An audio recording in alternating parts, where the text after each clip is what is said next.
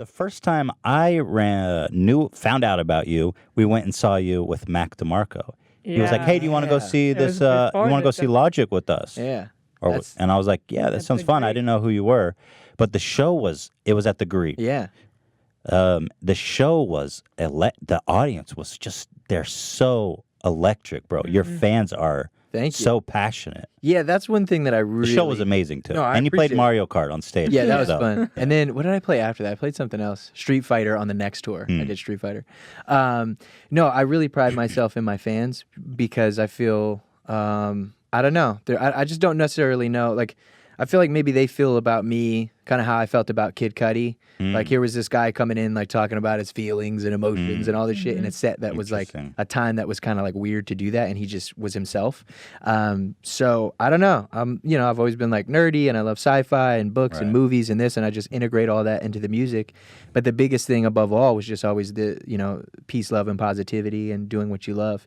And for a long time in hip-hop, when I was doing my thing, I was definitely scrutinized because of it. It was like people would call me too nice, or this has got to be fake, or it's not real. And then obviously, just time tells the story, and it's just honest. So being able to have thousands of people who are like-minded, who enjoy a guy who can, have fun rapping, but talk about a positive message and just be himself is really cool. But it is hard to be yourself, I'll tell you that. It's hard. Yeah. Isn't that Yeah. ironic that just being yourself is so difficult?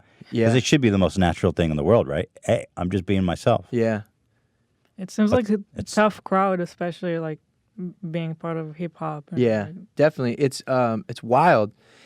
Hip hop is, to me, it's just like the epitome of pop culture now. It's like just it's the most I don't know, like loved, and it's crazy that I can like hear a country song and it's like driving down the street in my Ford truck, and then you hear like these like 808s and like and I'm like, holy shit! Like, hip hop is like Yeah. everywhere now. Yeah.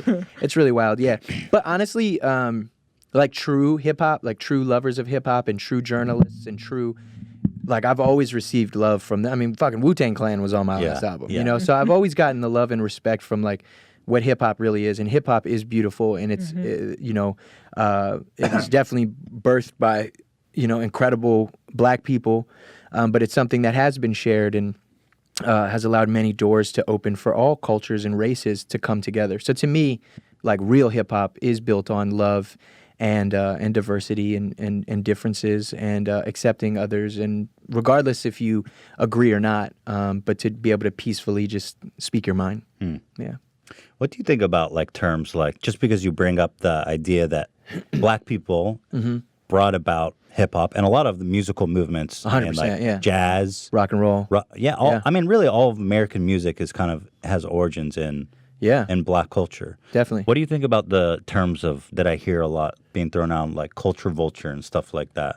I think it's a real thing. Appropriation. Yeah, Oh, but yeah. but it depends. You Yeah. know what I mean? Like people have said that about me, just like on comments. That's why I don't I read really don't comments. know That's how why I'm you not- could say that about you. I don't understand that either. But it's almost like what I've learned is I don't understand hate because I'm not a hater. I'm a lover. It's that simple. So it's like me just telling it like it is I came from nothing. The fans out there will know I came from Section 8 household, welfare, food stamps, cocaine being cooked on the stove, drug dealers, murderers in and out of my house, and coming out of that and rising above it and actually talking about it and making it out and having some fun and making some kick-ass raps while doing it.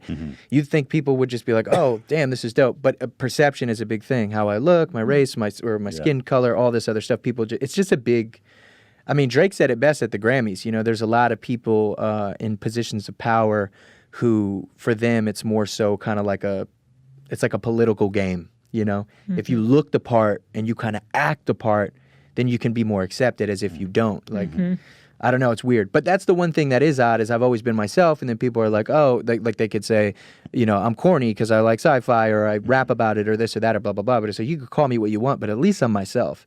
And I've said this since the beginning of my career. I'd rather be hated for who I am than loved for who I'm not. Yeah. What do you said you find it hard to be yourself. Do you find these external forces of everyone having expectations and judging you and kind of not allowing, a lot of people not allowing you to be a part of whatever culture they belong to? Do you find that these external forces are sometimes making it difficult to be yourself? Do you ever find yourself being swayed by their opinions and their perceptions? And you know what I'm saying? No, I you gotta completely check get it. yourself. Yeah. See, I've always felt accepted by hip hop, as I said. You know, like true OGs that built our culture love me, and I love them. And like, I didn't have a dad growing up, and so I listened to Nas and Tribe Called Quest and Big L, and you know, all these amazing MCs, and like learned a lot from them. You know, so I've always felt accepted by the culture that is a loving hip hop, but it's more so like blogs and back in the day of blogs and shit. Excuse me. And just kind of like the tastemakers or the this or that, and I just felt like I had to push my way through to try. All I know is I stopped giving a shit after like my first album. Yeah, because I really wanted to be loved and accepted so bad, and I still do. You want to be accepted, but totally. Yeah. But what I've realized is you have to truly, first and foremost, love and accept yourself. Right. It's the same reason I'm not on Instagram all the time and social media anymore. And it really hurts me to say that because every day, all the time, since 2010, 9 or 10, whenever I created my account, I was on it all the time, every day. Like one of my first fans ever, her name is Larissa. She's Native American. We call her Nanisha. That's her name. And like, that's still my homie. Like I see her on every tour I go on. Like, and these were people that I've connected with. I can't tell you how many times I go to concerts and I see somebody in the front row or 5 people in the front row that have been to 10 shows already on that tour or a tour from before. There's this girl. I forgot. I don't even know her name. I always forget her name, but I remember her because she's Blue Coat Girl, and she'll always bring a sign that says Blue Coat Girl. And the first time I did the Shelter or no, it wasn't the Shelter, but anyway, in Detroit, and it was freezing outside, and she wore this blue coat. And then I saw her again in Florida, and she was like, "Remember me, Blue Coat?" And it's just like, I know that I'm loved and accepted by the people that matter most, and that's it. Because the thing is, as artists and as creatives, you know, just like yourselves, you create the content for people who enjoy it, not the people who don't. I know. So it's so hard to. I agree. I have the same issue where. Hold on, Dan's giving me a note. What is this, Dan? Oh, Autumn, your manager says, is her name. Is her name? Autumn. Blue Coat Girl. Oh, I got a note from your manager. Oh, really? Are you serious? Apparently, that's what Dan says. Autumn. Shout out Autumn. Yeah. You're the bomb. Blue Coat Girl is more of a title of honor, though, to be honest. No, like, but you can't. like, come on, that's a beautiful thing. Totally. I have the same. I've been going through some similar issues where it's like the people that don't even wish you well, the people that don't even care about like your work or your well-being or anything, are the ones that can be so overbearingly negative. Yeah. And most of the people that enjoy just consume it and move on. Yeah. They don't usually bother to share their thoughts anywhere. And so there's almost like a confirmation bias like with the feedback you receive, because like on a YouTube video, you'll read the comments, and a lot of times the negative one will float to the top because a lot of people who have that similar negativity are looking for that comment. Yeah. And there's so much less of them, but they're all looking for that one negative comment to be like, yeah. But the mess up fuck part that guy. is we also look for the negative I know. because you see a million positive comments. Like, think about it. I actually, I'm working on an album right now. I'm not going to say anything about it, but I do talk about social media and the effects of it, not only on me as a young man, but you know, your average social media user, as well as other artists. Like, it's crazy to me, for example, rest in peace, like, you know, Mac Miller could pass away from, you know, drug use, but it's deeper than just the drug use. We have to understand that it's coping, you know what I mean, with the things that we're dealing with. And it's kind of messed up to say this as like, you know, you see it as like a 1%. It's like, oh, people don't know what it's like for me. And, you know, and then you have somebody who's like, oh, we got millions of dollars and you're rich and you're loved and you're this and you're that. And it's like, yeah, sure. But just imagine knowing that right now, millions of people are shitting on me right now. Like there's just somebody out there just shitting on me. And you have to like cope and understand that. And that's why it is so sad, because you know, a lot of artists, human beings, people in general will turn to substance or this, and it isn't just drugs, it's alcoholism, or it's even the drug that is social media. Any destructive behavior. Yes, social media. Because again, and part like when you're depressed and you have everything in the world, Yeah. you know, that people associate with like success and happiness. When you have all those things and you still feel bad, it makes it even worse. Yeah. Right. Because people don't care as much. They don't want to listen. And you feel like, what is wrong with me even more? But there's nothing wrong with you because happiness is internal and it's a personal journey. So it's like you could have all the money in the world and money can 100% buy you comfort. It's like, oh yeah, I can go on this vacation, but if you're like depressed in the sun, then what the fuck is it worth? It doesn't really matter. I forget who described it like this, but when you have money and comfort and everything in life that you need, all that's left is the mental aspect. Yeah. Right? Because if you have problems in your life, you can go grind a 9 to 5 and you have goals like, oh, I just want to save enough for this new car or for this new apartment or whatever. But when all those goals and all those motivating forces that kind of distract you or give you purpose are gone, then really all that you're left with is the mental. Yeah, but it's like, aspect. it's then what? And that's something that I had to look into, like with myself. Like, I was like really working myself to death. You know, it's why I'm happy that I look healthy, I feel healthy, I'm eating right, I'm working out, and I wasn't doing that before. And I had to ask myself, okay, what's the end? Right. When I first started, it was, oh man, if people could just listen to my music, then they listen to the music. Oh man, if I could just have followers, and then you get followers. Oh my God, I got fans. Well, if I could just release a project, then you release the project. Oh man, if I could get a record deal, then you get a record deal. Like the biggest thing in the world for me was, do you know the XXL freshman covers? Do you guys know about this? No. No. It is like it is the epitome of you've made it, except you haven't made it yet by putting you on XXL's freshman cover. And so I was on there with Travis Scott and Action Bronson, all these incredible artists. And I did that. And I'm like, oh my God. Then it's like, okay, get your record deal, got your record deal. Then it's, okay, put out an album.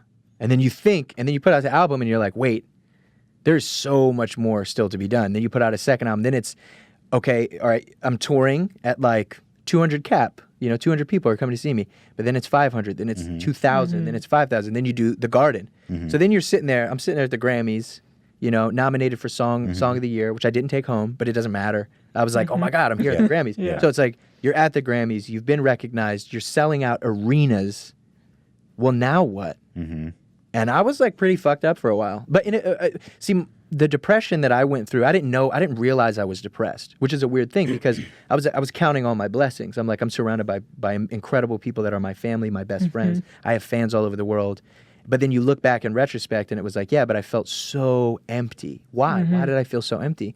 Because I wasn't truly fulfilling myself. I was just making hip hop album after hip hop album, mind you, putting my heart and soul into every song for sure, without question. But it was still like repetition. It was still the same thing.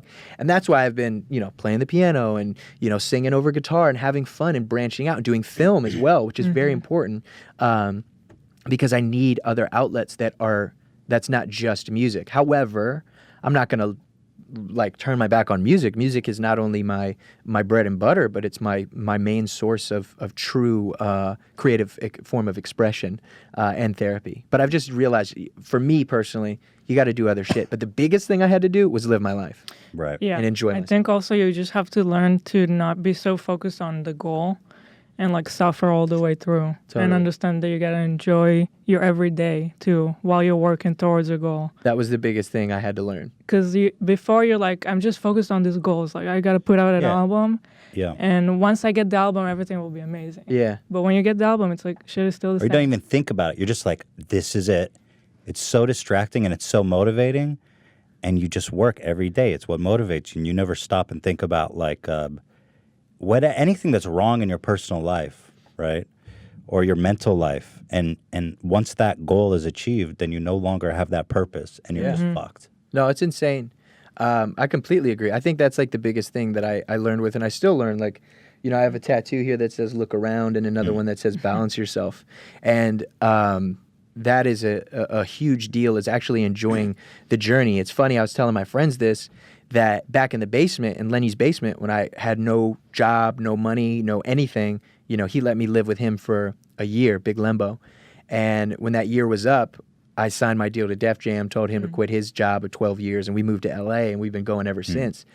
But I would always, in the moment, be like, damn, like, I don't want to be in this basement. I don't want to be broke. I don't want to be this. And I was constantly looking forward to this other thing. That's why now in film, I'm loving every moment of it. Like there's so much shit. Like I'm doing a movie right now that I won't get too much into. It's another film about stand-up comedy, which I'm really excited to I've already written it. It's really exciting, and I'm funding it myself for a nice amount of money. But it's because I believe in it so much. And there's days when I wake up and I'm like, shit, I wish I was on set already. Or, damn, I wish I was at the movie theater watching this with the world or at the premiere. But then I remember, dude, like, you had those memories in the basement were like the best memories of your life. So stop focusing on the goal and, enjoy the million producer meetings you have to meet with and directors and actors. Like, soak it all up.